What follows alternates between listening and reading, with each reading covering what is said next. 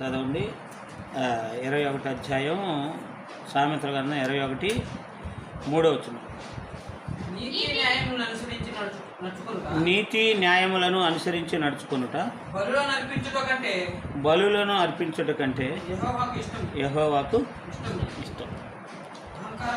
అంటే దేవుడికి ఏది ఇష్టం? నీతి న్యాయాలు అనుసరించేయటం ఇష్టమా?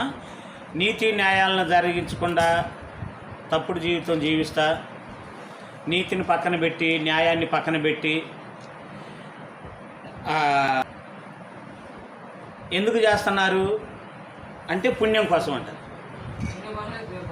పుణ్యం కోసం అంటారు. నీతి న్యాయాలను జరిగించకుండా అన్నదానాలు చేస్తే పుణ్యం వస్తుందా? పుణ్యం వస్తుందా? రాదు. దేవుడు ఏం కోరుకుంటున్నాడు ఇక్కడ? ఇప్పుడు స్వార్థపరులు, స్వార్థంతో కూడిన తండ్రి, స్వార్థం లేని తండ్రి లక్షణాలు ఎటువంటి చెప్తాను. ఇప్పుడు ఒక తండ్రికి ఒంట్లో బాగాలేదు, కొడుకు ఏం చేస్తున్నాడంటే తండ్రికి చూపిస్తున్నాడు. తండ్రికి ఏం చేస్తున్నాడు? చూపిస్తున్నాడు. ఎలా చూపిస్తున్నాడు అంటే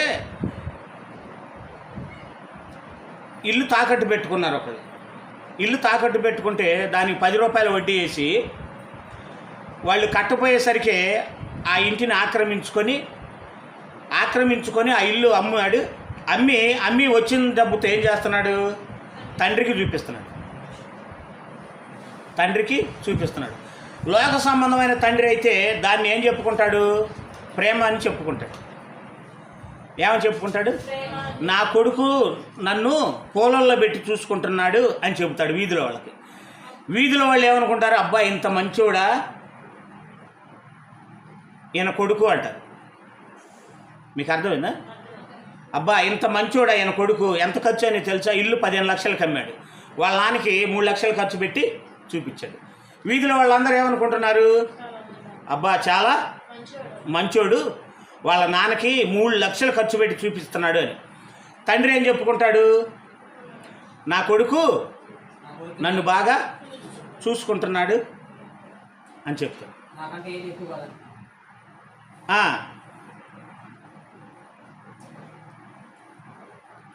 అదే క్రైస్తవుడైన తండ్రి లేదా నీతిగల తండ్రి అయితే ఏం చూస్తాడు?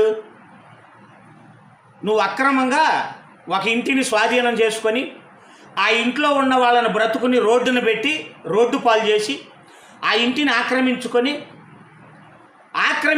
ఆ ఇంటికి వచ్చిన డబ్బులు నాకు పెడుతున్నావా?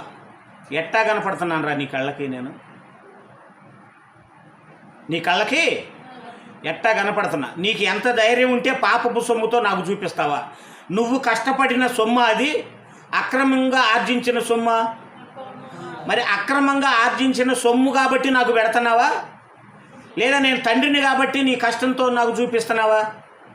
గాలికి వచ్చిన డబ్బు అది. కష్టపడిన డబ్బా, గాలికి వచ్చిన డబ్బు. గాలికి వచ్చిన ఎవడైనా ఖర్చు పెడతాడు. కానీ గాలికి వచ్చిన డబ్బులు గాలి వాళ్ళు ఏమనుకుంటారు? అబ్బాయి ఎంత మంచోడు అనుకుంటారు. తండ్రి ఏం చెబుతున్నాడు? మా వాడు ఎంత మంచోడు తెలుసా, నాకు చూపించాడు అంటున్నాడు. అంటే తండ్రి తప్పుడు మనిషే, కొడుకు తప్పుడు మనిషే. ఆ కొడుకుని మంచోడు అనుకుంటున్న లోకం కూడా. అందుకని లోకాన్ని దేవుడు ఏమన్నాడు తెలుసా? లోకంలో ఉన్నదంతా ఏంటది? శరీరాశ, నేత్రాశ, జీవపు డమ్ము. అది కంపు, పెంట. అది ఆ నీతి, అందులో నీతి ఉంటుందా? అదే క్రైస్తవుడైన తండ్రి అయితే ఏమంటాడు తెలుసా? పైసా కూడా నువ్వు నాకు పెట్టడానికి వీల్లేదు. నువ్వు నీతిమంతుడు అయి ఉంటే, నీతిమంతుడు అయ్యి నువ్వు సంపాదించకపోతే, నా కొడుకు నీతిమంతుడు, వాడు నాకు చూపించడానికి వాడి దగ్గర డబ్బు లేదు, ఉంటే చూపించేవాడే అని మా నాన్నకు నేను చూపించలేకపోతున్నానే అని ఆ బాధపడుతున్న కొడుకు ఏం చేస్తా తెలుసా? అరే నువ్వు నీతి న్యాయాలను అనుసరించి బతుకుతున్నావు, అది చాలురా నాకు ఆనందం. నువ్వు నీతి న్యాయాలను అనుసరించి బ్రతుకుతున్నావు, అది చాలు, నేను చావటానికైనా సిద్ధం. నువ్వు వాటిని విడిచిపెట్టిన రోజు నీ ప్రాణాన్ని విడిచిపెట్టినట్టే. నీతి న్యాయాన్ని విడిచిపెడితే ఏమున్నట్టు? ఇక్కడ ప్రాణాన్ని విడిచిపెట్టినట్టే. ఎందుకని? మరి నీతి న్యాయాలను అనుసరించేవాడు ఏం చేస్తాడు? అబద్ధాలు ఆడతాడా లేదా? 6వ వచనం చదువు. అబద్ధములాడి ధనమును సంపాదించుకొనుట ఊపిరితో ఊపిరి పోయినట్టే. అర్థమైందా? అంటే నీతి గల తండ్రి ఏమంటాడు తెలుసా? నువ్వు ఎప్పుడో చచ్చిపోయావురా నా దృష్టిలో. అబద్ధాలాడి అక్రమంగా సంపాదించిన ఆ రోజే నువ్వెప్పుడో చచ్చిపోయావు. నువ్వు నా కొడుకువి కాదు. నీ రూపాయి పైసా పెట్టినా నాకొద్దు. నా దృష్టిలో నువ్వేమైపోయావు? ఆల్రెడీ చచ్చావు. అంటే నీతి ఇలాంటి సినిమాల్లో చూస్తుంటాం, ఒరిజినల్గా చూడం. మనం ఏం చేస్తాం తెలుసా? కొడుకు ఎంత చండాల పోడైనా సరే నా కొడుకు భలే మంచోడయ్యా చెప్పు. మనసులో ఏముంటుంది? వీడు ఎదవని ఉంటుంది. అంటే మన నీతులు అలాంటి. లోకపు నీతులు ఎలాగుంటాయి తెలుసా? అలాగుంటాయి. వాడు ఎన్ని పాప పనులు చేసినా డబ్బుతో చూపిస్తే చాలు వాడు మంచోడు అనుకుంటారు. కానీ నీతి గల తండ్రి అయితే ఏమనుకుంటు తెలుసా? నేను నీతిని తిని బతుకుతారా, నువ్వు ఇచ్చిన డబ్బుతో బతకను. అదే ఉద్దేశంతో దేవుడు అంటున్నాడు. ఏమని తెలుసా? నువ్వు బలువులు అర్పిస్తే నాకెందుకురా? నువ్వు ఆకలైన వాళ్ళకి అన్నదానాలు చేస్తే నాకెందుకురా? నీతి న్యాయాలను పక్కన పెట్టి అన్యాయంగా వచ్చిన డబ్బుతో నువ్వు అన్నదానాలు చేస్తే మంచోడు అనడానికి నేను లోకంలో ఉన్న మనిషిని కాదురా అంటాడు. నేను లోకంలో ఉన్న మనిషిని కాదు. నీతి న్యాయాలు అనుసరించి నువ్వు భేదోడివైన తండ్రి ఇష్టపడతాడు. కానీ నీతి న్యాయాలను పక్కన పెట్టి నువ్వు ధనవంతుడు అయితే తండ్రి చీ అంటాడు. అందుకే దేవుడు ఏమన్నాడు? అబద్ధాలు ఆడితే ఏమైపోయినట్టు? ఊపిరిపోయినట్టు అన్నాడు. ఆ రోజే చచ్చినట్టే. చచ్చిన కొడుకుతో ఇంకేం పని? అదే నీతిమంతుడైతే. అందుకని అన్నాడు, నీ బలులు అర్పించడం పక్కన పెట్టు, నీ అర్పణలను పక్కన పెట్టు. అసలు నాకు నిజమైన అర్పణ ఏంటో తెలుసా? నీలో ఉన్న నువ్వు జరిగించే నీతి న్యాయాలే నాకు నిజమైన అర్పణ. హేబేలు ఇచ్చింది అదే, మనస్ఫూర్తిగా ఇచ్చాడు. నాకు వాడి ఇష్టం, వాడిచ్చిన అర్పణ ఇష్టం అన్నాడు. అంటే మనసు బాగుంటే ఇచ్చేది బాగుంటుంది, మనసు చెడిపోతే ఇచ్చేది చెడిపోదు. అంటే దేవుడు ఏమడుగుతున్నాడంటే ఇక్కడ ఏమంటున్నాడు? నీతి న్యాయములను అనుసరించి నడుచుకొనుటయే బలులను అర్పించుట కంటే యెహోవాకి ఇష్టం. చాలామంది అంటారు, పాస్టర్ గారు ఇదిగో 1000 రూపాయల కానుక. ఎవరికి కావాలి నీ నీతి లేని కానుక? ఆయనే స్వీకరించడు, నేనెందుకు స్వీకరిస్తా అనే ధైర్యం ఎవరికైనా ఉంటుందా? ఉండదు. ఆయనకే ఇష్టం లేదు, నాకెందుకు ఇష్టమైంది అంటాడా? ఎందుకు? ఏం నీతిమంతుడైతే అని ఏమంటున్నాడు?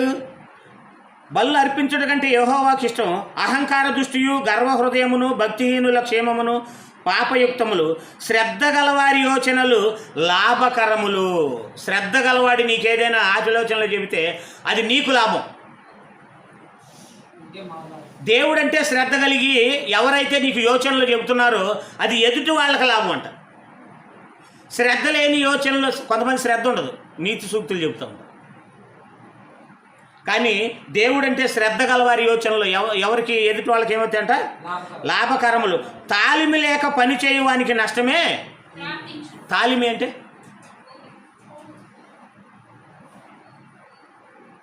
తాలిమి లేక ఏమన్నాడు? తాలిమి లేక పని చేయవానికి నష్టమే. తాలిమి అంటే భద్రం. నేను కష్టపడుతున్న డబ్బు నాకు అనుకూలంగా వస్తుందా లేదా? నేను కష్టపడుతున్న డబ్బు అన్యాయంగా అనవసరంగా ఖర్చు పెడుతున్నానా లేదా? చాలామంది ఉంటారు. నేను మంచి పనులు చేస్తున్నాను అని చూస్తారే తప్ప డబ్బు అంటే విలువ ఉండి నేను ఖర్చు పెడుతున్నానా లేదని చూడడం. దేవుడి దృష్టిలో ఎవరు ఉంటారు? మీకు ఎప్పుడు చెబుతూ ఉంటా, డబ్బు అంటే విలువ ఉండి డబ్బుని పిసినారితనంగా వాడేవాడిని చూస్తేనే దేవుడికి ఇష్టం. ఇది గుర్తుపెట్టుకోండి. మీకు అర్థమైందా? డబ్బు అంటే ఇష్టం ఉన్నవాడంటేనే దేవుడికి ఇష్టం. ఇది గుర్తుపెట్టుకోండి. డబ్బు అంటే ఇష్టం ఉండి ఇష్టమైన డబ్బును పంచేవాడంటే దేవుడికి ఇష్టం. ఆల్రెడీ డబ్బు అంటే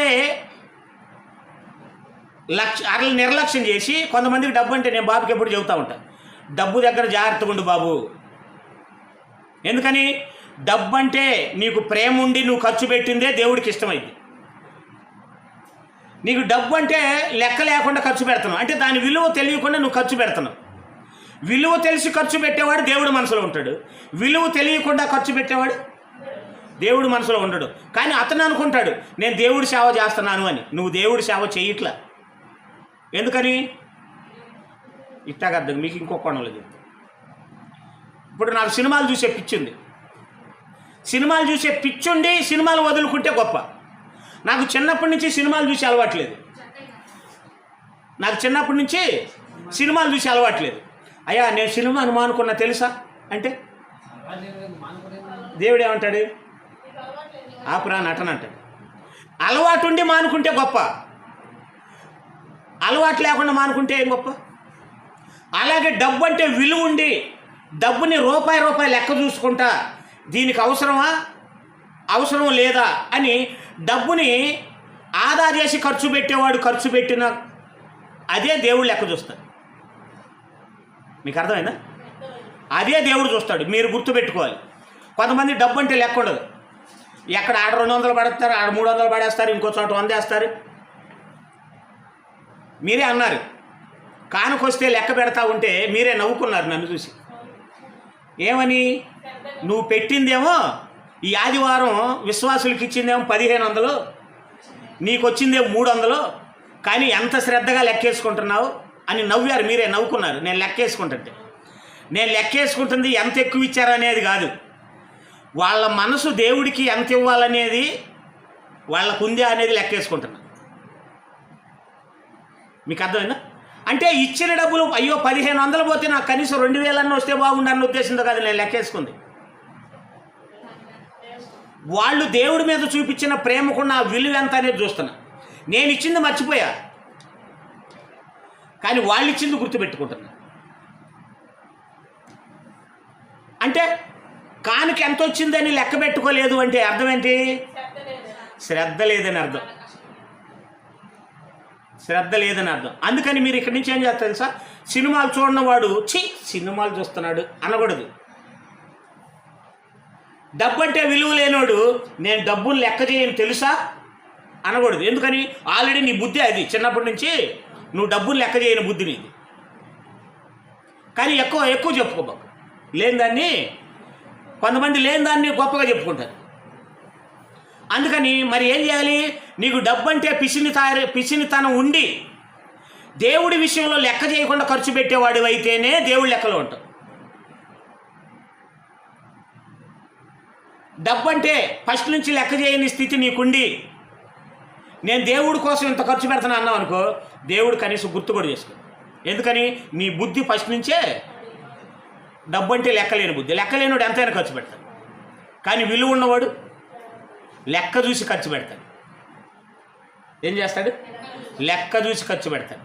అందుకని నేను ఎవరికైనా ఇచ్చారా అంటే ఎందుకు ఇచ్చారు, ఏ కారణం వల్ల ఇచ్చారు, రూల్స్ తీసి అడుగుతా. ఎందుకో తెలుసా? నాకు డబ్బు విలువ తెలుసు కాబట్టి. ఆ డబ్బు వలన అన్యాయంగా వాడుకుంటే నష్టపోతాం, దేవుడి మహిమ కోసం వాడుకుంటే లాభాన్ని సంపాదించు. కాబట్టి సినిమాలు చూడనోడు సినిమాలు చూసే వాళ్ళని అనమాకండి. వ్యభిచారం చేసే బుద్ధి లేనోడు వ్యభిచారం చేసే వాళ్ళని చూసి అనమాకండి. సిగరెట్లు అలవాటు లేనోడు సిగరెట్లు తాగేవాడిని చూసి బుద్ధి లేదా అనమాకండి. తాగేవాడికి తెలిసిద్ది ఆ విలువ. వ్యభిచారం మానుకోవచ్చుగా అనమాకండి. వ్యభిచారం చేసేవాడికి ఉంటుంది అందులో ఇది. అర్థమైందా? అందుకని దేవుడు ఏమంటున్నాడు తెలుసా? నీతి న్యాయాలు మీలో ఉండి చేస్తే అది నాకు ఇష్టం, నీతి న్యాయాలు మీరు విడిచిపెట్టి చేస్తే నాకు ఇష్టం. ఏ పిల్లలైనా, ఇప్పుడు నాగరాజు ఉన్నాడు, పిల్లల్లో నీతి న్యాయాలు చూస్తావా, లేకపోతే వాళ్ళు దొంగతనం చేసి ఇచ్చిన డబ్బు తెచ్చి నీ జేబులో పెడితే దాన్ని బట్టి సంతోషిస్తావా? రిసీవ్ కూడా చేసుకో. ఎందుకని? నీతి మనకు నీతే మనకు ముద్దు వస్తుంది. నీతి మనకు ముద్దు వస్తుంది. కానీ నువ్వు ఇచ్చే అర్పణ ఆయనకు ముద్దు రాదు. నీ నీతి ఉంటే నువ్వు ఇచ్చేది ముద్దు వస్తుంది, నువ్వు ఇచ్చే అర్పణ కూడా ఆయనకి ముద్దు పెట్టుకుంటుంది. పిల్లలకి మనం ఏదైనా తెచ్చిచ్చామనుకోండి, వాళ్ళు దీన్ని కొద్దిగా మనకిస్తే ఏమంటాం, ఇచ్చిన దాన్ని ముద్దు పెట్టుకుంటాం, ముద్దు పెట్టుకొని తింటాం. వాడిని ముద్దు పెట్టుకోం, వాడు చేతితో ఇచ్చిన దాన్ని ముద్దు పెట్టుకొని తింటాం. అరే వాడిని కదా ముద్దు పెట్టుకోవాలి అంటే, వాడు ముద్దే, వాడి చేతిలో నుంచి వచ్చింది ముద్దే. అలాగే దేవుడికి మనము ముద్దు ఉండాలి, మనం ఇచ్చింది కూడా ముద్దు ఉండాలి. అలాంటి విషయాల్లో జాగ్రత్తగా ఉండాలి. అందుకే నేను డబ్బుల దగ్గర ఎట్లా ఉంటా, లెక్కలో మామూలుగా రూల్ తీయను. ఇంత రూల్ తీసేవాడిని మరి ఖర్చు పెట్టే విషయంలో ఉండదు. ఎందుకని అంటే డబ్బు విలువ తెలుసు, విలువ తెలిసి ఖర్చు పెట్టిన వాడు దేవుడి దృష్టిలో గొప్పోడు. విలువ ఫస్ట్ నుంచి విలువైనవాడు దేవుడి దగ్గరకు వచ్చి నేను దేవుడి కోసం విడిచిపెట్టాను, ఫస్ట్ నుంచి నువ్వు విడిచిపెట్టే బుద్ధి, లెక్కలేని బుద్ధి అది అర్థమైంది. అందుకని మనం ఏం చేయాలి అంటే, బలులు అర్పించడం కంటే, కానుకలు ఇవ్వటం కంటే ముందు నీతి న్యాయాలు ఉండేవో లేవో చూసుకోండి. అది లేకుండా నువ్వు ఏది ఇచ్చినా వ్యర్థం. అది ఉండి నువ్వు 100 రూపాయలు ఇచ్చినా, 10 రూపాయలు ఇచ్చినా, రూపాయి ఇచ్చినా ఆయన దృష్టికి విలువ. నీతి న్యాయాలను అనుసరించిన భేద విధవరాలు 2 కాసులు ఇస్తే అందరికంటే ఎక్కువ ఇచ్చింది అన్నాడు. ఇచ్చింది 2 కాసులు, కొంతమంది 1000 ఇచ్చారు, ఏమా 2 కాసులు ఇచ్చింది, రూపాయలు అనుకోండి ఒకవేళ. అంటే 1000 కంటే 2 రూపాయలే నాకు ఇష్టం అన్నాడు. ఎందుకని? ఆనాటి జీవనం అనే నీతి కూడా వేసింది. అది నీతి. అదేనా? దేవుడి కోసం కష్టపడేదే నీతి. నీతి ఏమన్నది? ఆనాటి జీవనం కూడా వేసింది, అది నీతి. ఆ నీతి ఉండేవి. అంతేగాని 1000 రూపాయలు ఇంట్లో ఉంచుకొని 10 రూపాయలు తెచ్చేసావు అనుకో, అది నీతిగా, అది నాకు వద్దు అంటాడు. మరి ఇంట్లో ఎవరికి? అందుకని నీతిని విడిచిపెడితే ఏం విడిచిపెట్టావు అన్నాడు? ఊపిరి అన్నాడు. ఆయన అన్నాడా నేను అన్నాను? అది. కాబట్టి మనం అందరం కూడా దేని మీద ఉండాలి అంటే, నీతి న్యాయాలు చేస్తూ దేవుడికి ఇచ్చే విషయం కానీ చెప్పే విషయం కానీ ఏదైనా ఇది చేస్తారు. ఒక మనిషిలో నీతి న్యాయాలు లేకుండా చెబితే ఎవరైనా వింటారా బాబు? వినరు. మనిషే విండ కదా. ఈయనేదో పెద్ద మోతుపరిలాగా నాకు చెబుతున్నాడు అంటారు. అంటే మనిషి స్వీకరించాలంటేనే ఆ మనిషిలో మంచితనం ఉంటే స్వీకరిస్తాడు. మరి దేవుడు స్వీకరించాలంటే ఇంకెంత మంచితనం ఉంటే స్వీకరిస్తాడు. అది కాబట్టి మనం అందరం కూడా ఏముండాలి అంటే, ముందు నీతి న్యాయాలు, యథార్థత, భక్తి అనేది మనలో ఉన్నాయా లేదో చూసి, ఆ తర్వాత మనం చేసే ప్రతిదీ దేవుడి దృష్టిలో గొప్పగా మారింది. కాబట్టి మరి శ్రద్ధగా విన్న మీ అందరికీ వందనాలు తెలియజేస్తూ ముగిస్తున్నాను. తర్వాత కార్యక్రమం